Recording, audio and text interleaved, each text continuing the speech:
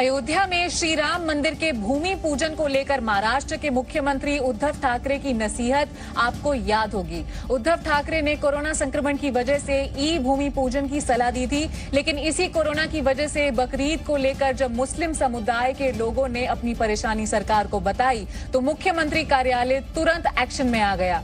कल शाम एनसीपी अध्यक्ष शरद पवार के साथ उद्धव ठाकरे ने बैठक की। ऐसे में अब विपक्ष सवाल पूछ रहा है कि महाराष्ट्र की सरकार को बकरीद की फिक्र है, लेकिन राम भक्तों की परवाह नहीं है।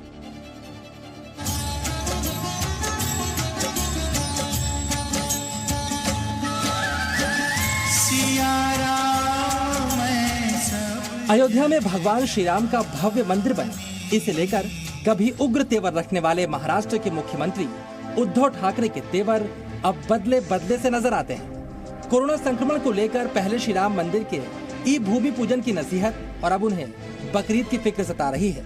यही वजह है कि मुस्लिम समुदाय के लोगों ने कुर्बानी के लिए बकरों की खरीदी में आ रही दिक्कत की शिकायत की, तो एनसीपी अध्यक्ष शरद पवार और दूसरे मंत्रियों के साथ बैठकर उनकी परेशानी दूर करने के उपाय किए।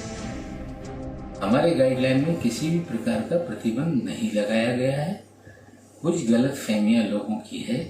जो केंद्र सरकार के एमएचए की गाइडलाइन अप्रैल महीने से लागू थी, वो सारी गाइडलाइन है। हमने बाजार लगाने पे प्रतिबंध लगाया है।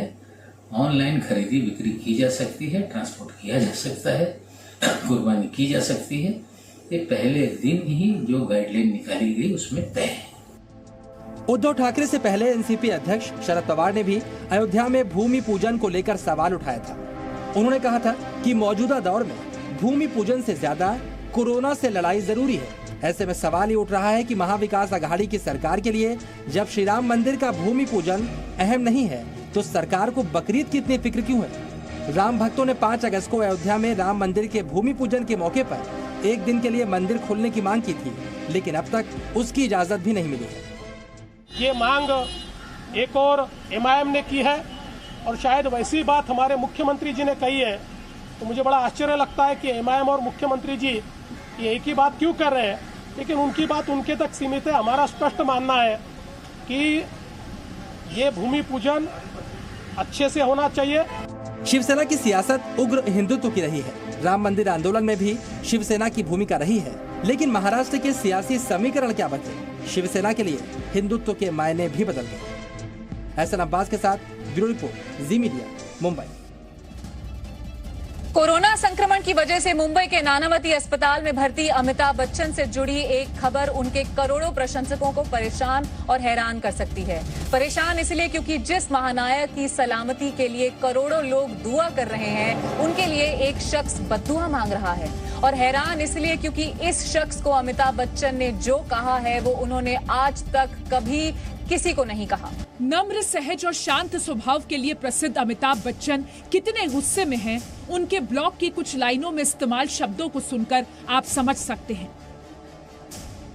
मारीच, अहिरावण, महिषासुर, असुर उपनाम हो तुम। हमारा यज्ञ प्रारंभ होते ही तुम राक्षसों की तरह तड़पोगे। जान लो इतना कि अब तुम ही केवल समाज की आवाज ना हो।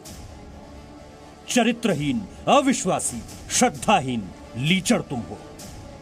जलो गलो पिघलो, बेशर्म, बेहया, निर्लज्ज, समाज कलंकी। अमिताभ बच्चन के ब्लॉग की इन पंक्तियों को सुनकर आपको शहंशाह के क्रोध का गुबार समझ आ रहा होगा। अमिताभ ने अपने ब्लॉग पर ऐसा खुलासा किया है जिसे पढ़कर लोग काफी चिंतित हैं। अमिताभ ने इस ब्लॉग में पहले तो बहू ऐश्वर्या और पोती आराध्या के अस्पताल से डिस्चार्ज होने की बात लिखी है और फिर एक अनजान शख्स का जिक्र किया जिसने अमिताभ को सबसे बड़ी बद्दुआ दी। मैं आशा करता हूं कि आप कोविड से मर जाएं। जी हाँ, सही पढ़ा आपने। एक तरफ जहां पूरा देश अमिताभ बच्चन के जल्द स्वस्थ होने की कामना कर रहा है, वहीं कोई है जो अमिताभ बच्चन को बद्दुआ दे रहा है और उस शख्स को ब्लॉग के जरिए करारा जवाब दिया है खुद अमिताभ बच्चन ने। आप अपने पिता का नाम भी नहीं जानते होंगे, क्योंकि मालूम नहीं होगा कि आपके पिता कौन है। केवल 2 चीजें हो सकती हैं, या तो मैं मर जाऊंगा या फिर मैं जीवित रहूंगा।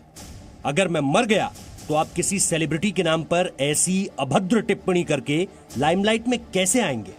और अगर मैं ईश्वर की दया से जिंदा रहा तो आपको न सिर्फ मेरा विरोध झेलना होगा बल्कि उन 9 करोड़ फॉलोअर्स का भी विरोध झेलना पड़ेगा जिनके सामने अभी तो मैंने आपकी पहचान नहीं खोली है।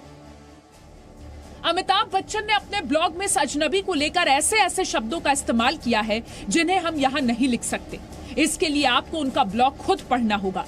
कोरोना महामारी के इस दौर में सदी के महानायक को जिस तरह से एक शख्स ने बद्दुआ दी है, उसने अमिताभ बच्चन को सबसे ज्यादा आहत किया है। आज मुंबई एडिशन में बस इतना ही। रोज शाम 7 बजे जी न्यूज से जुड़िए, क्योंकि मुंबई और महाराष्ट्र की खबरों का ये इकलौता शो है जहां आपको मुंबई की सभी बड़ी खबरें मिलेंगी।